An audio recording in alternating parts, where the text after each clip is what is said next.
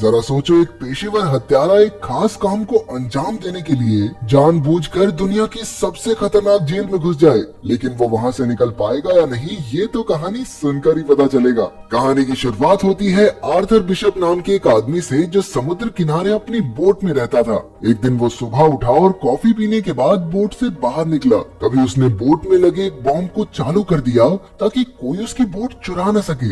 ये कौन सा तरीका है चोरी रोकने का? फिर वो अपनी बाइक पर एक रेस्टोरेंट में पहुंचा। वहाँ के सब लोग उसे पहले ही जानते थे और वेटर ने उसे समुद्र के पास वाली जगह पर बैठाया। तभी एक लड़की उसके सामने आकर बैठ गई और कहने लगी कि वो काफी समय से उसकी तलाश कर रही है। लड़की ने कहा कि उसका बॉस चाहता है कि बिशप 3 लोगों का खून करे, लेकिन लगना ऐसा चाहिए कि उनकी मौत सिर्फ एक हादसा था। वो जानती थी कि ये काम बिशप के लिए मुश्किल नहीं, क्योंकि वो इस खेल का पुराना खिलाड़ी है। लड़की ने उसे धमकी दी कि अगर उसने हाँ नहीं की तो वो पुलिस को खबर कर देगी। वो सबको खबर कर देगी कि बिशप जिंदा है, क्योंकि पिछली बार वो अपनी मौत का नाटक करके पुलिस से बच निकला था। तभी बिशप ने देखा कि इस लड़की के साथ कुछ और भी लोग हैं जो उसे ही देख रहे थे। अचानक उसने अपना फोन निकाल कर उस लड़की की तस्वीर ले ली। जैसे ही लड़की ने बंदूक निकालने की कोशिश की तो बिशप ने उस पर हमला कर दिया। ये देखकर लड़की के साथी भी बिशप पर टूट पड़े, लेकिन उसने एक एक करके सबको धूल चटा दी। फिर बिशप ने देखा कि नीचे से और गुंडे उसे पकड़ने आ रहे हैं,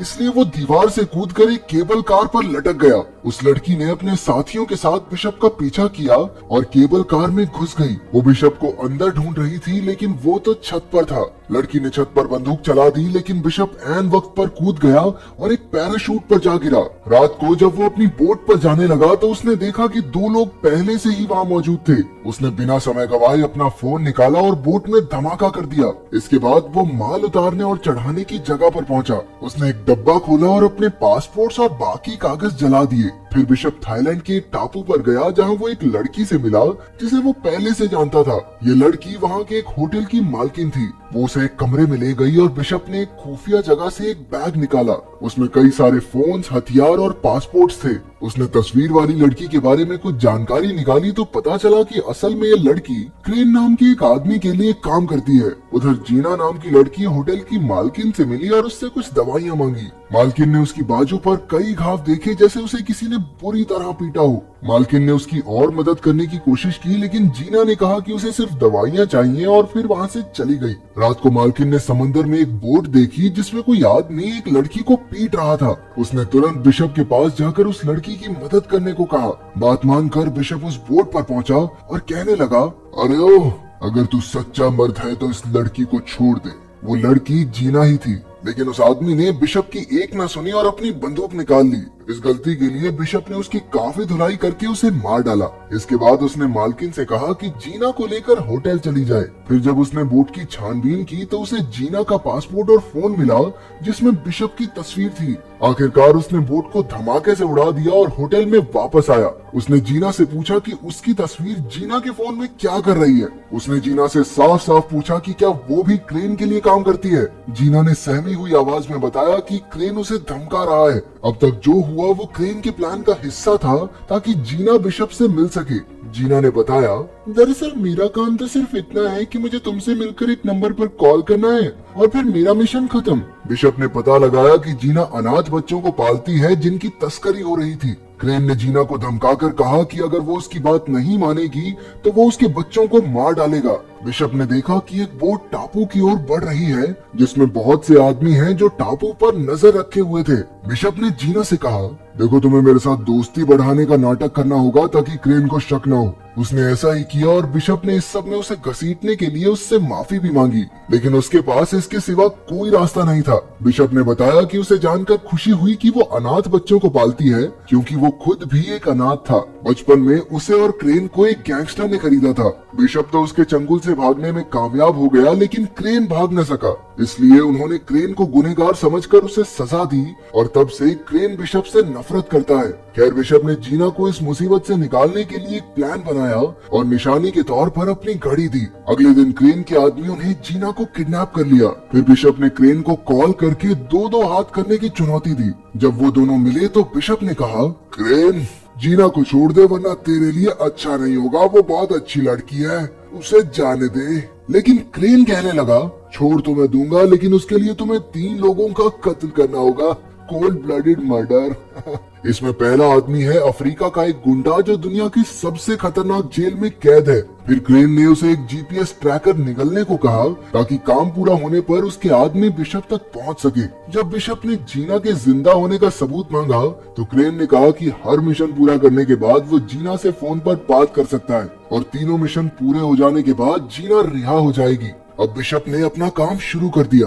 उसे पता चला कि वो जेल समुद्र के बीचों बीच है जो शार्क से भरा हुआ था और जेल के चारों ओर 100 मीटर लंबे पहाड़ थे, इसलिए उस जेल में घुसना लगभग नामुमकिन था। इसके बाद बिशप ने कुछ गैंगस्टर्स की जानकारी निकाली और एक आदमी चुना जिसके चेहरे पर एक टैटू था। उसने उसी आदमी जैसा हुलिया बनाया और फिर मिशन के लिए जरूरी सामान खरीद लिया। अगले दिन जब वो सड़क पर घूम रहा था तो पुलिस ने उसे गैंगस्टर समझकर गिरफ्तार करके जेल में डाल दिया। जेल में उसने देखा कि उसका शिकार तो हर समय 4-5 लोग साथ लेकर चलता है। उसे एक साथी कैदी ने बताया कि इस आदमी का नाम क्रिल है और उसने लाइबेरिया देश के राष्ट्रपति का खून किया था। अब तक कई कैदी क्रिल को मारने की कोशिश कर चुके थे। जब क्रिल पर फिर से हमला हुआ तो इस बार बिशप ने उसकी जान बचा ली। क्रिल ने उसका शुक्रिया अदा किया और उसे खाने पर बुलाया। जब बिशप उससे मिलने गया तो उसने क्रिल की जान ले ली और सबको लगा कि उसकी मौत जहरीला खाना खाने से हुई है। फिर बिशप ने तुरंत जेल की दीवार में धमाका किया और अपने पूरे शरीर पर ऐसा स्प्रे छिड़का जिससे शार्क्स उसके नजदीक न आए। अंत में उसने जीपीएस कैप्सूल निगला और समुद्र में कूद गया। उधर बोट के कैप्टन के पास मैसेज आया कि बिशप ने काम पूरा कर दिया है। उसकी लोकेशन ढूंढकर क्रेन के आदमियों ने उसे बचा लिया। फिर बिशप ने जीना से फोन पर बात की तो जीना ने बताया कि बिशप के पास अगले आदमी को मारने के लिए सिर्फ 36 घंटे हैं, नहीं तो वो लोग जीना को मार देंगे। अब क्रेन ने उसे दूसरे आदमी की जानकारी भेजी। इस आदमी का नाम एड्रियन है जो कि एक अरबपति था। ये इंसानों की तस्करी का धंधा करता है, लेकिन उस तक पहुंचना बहुत मुश्किल था क्योंकि वो ऑस्ट्रेलिया में एक बिल्डिंग के 58वें माले पर रहता है जहाँ के सारे दीवार, दरवाजा, खिड़की बुलेट प्रूफ थे। ऊपर से हर जगह सेंसर्स और फिंगरप्रिंट डिवाइस भी लगे थे। अब बिशप इस आदमी के नीचे का घर खरीदने पहुंचा। वहाँ उसने घर की चाबियां और नक्शे की हूबहू नकल उतार ली। फिर उसने कांच फोड़ने वाले बॉम्ब्स बनाए और साफ सफाई वाले आदमी का भेष बदल कर उस घर में घुस गया। घर की खिड़की से लटक कर वो एड्रियन के घर के स्विमिंग पूल तक पहुंचा और वहाँ बॉम्ब्स फिट कर दिए। जैसे ही एड्रियन उसमें नहाने आया, बिशप ने धमाका कर दिया और एड्रियन सीधा नीचे गिरकर मारा गया। अब फिर से जीना का कॉल आया, लेकिन इस बार उसने चालाकी से उस बोट का नंबर दिखा दिया जिसमें वो कैद थी। फिर बिशप हेलीकॉप्टर से उस बोट तक जीना को बचाने पहुंचा और कई गुंडों को मार गिराया, लेकिन अफसोस कुछ देर बाद वो पकड़ा गया। फिर क्रेन ने उसे आखिरी चेतावनी देते हुए कहा, इस बार तो माफ कर देता हूँ, लेकिन अगर फिर से ऐसा हुआ तो जीना बेचारी मारी जाएगी और उसकी मौत के जिम्मेदार होगे तुम। अब बिशप का आखिरी मिशन था अमेरिका में रहने वाले मैक्स को मारना। वो एक ऐसी बिल्डिंग में छिपा हुआ था जो पहाड़ के ऊपर बनी है और वहाँ सबमरीन्स का कारखाना था। इन सबमरीन्स में बड़ी बड़ी मिसाइल्स छिपाई गई थी। वहाँ खुफिया तरीके से किसी का भी अंदर आना या अंदर से बाहर जाना नामुमकिन था। जो भी वहाँ घुसने की कोशिश करता वो मौत के मुंह में जा गिरता। बिशप के पास इस काम को अंजाम देने के लिए 48 घंटे का वक्त था।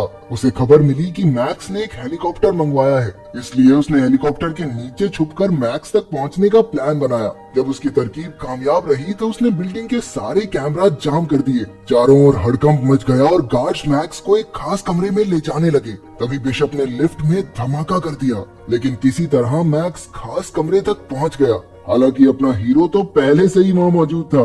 अब वो मैक्स के साथ मिल गया और मैक्स को मारने का नाटक किया ताकि क्रेन को चकमा दिया जा सके।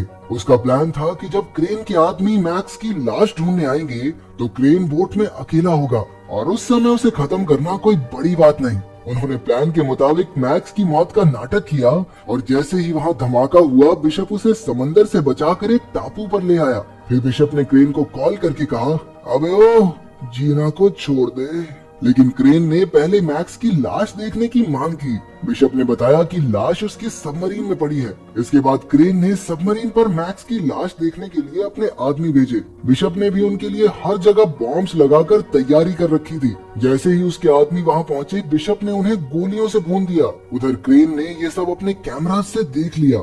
इसके बाद बिशप क्रेन की बोट पर पहुंचा और सारे गार्ड्स को मार डाला। इसी बीच जीना को भी गोली लग गई। वहीं क्रेन ने बोट में लगे बॉम्ब को एक्टिवेट कर दिया। बिशप ने जल्दी से जीना को छुड़ाया और उसे एक ऐसे डब्बे में पहुंचा दिया जो धमाका होने से पहले ही बोट से अलग हो गया। अब बिशप और क्रेन की जबरदस्त लड़ाई शुरू हो गई। उसने क्रेन को जंजीर से बांध दिया और तभी बोट में धमाका हो गया। जीना तो बच निकली, वहीं मैक्स के आदमियों ने बोट का मलबा बाहर निकाला।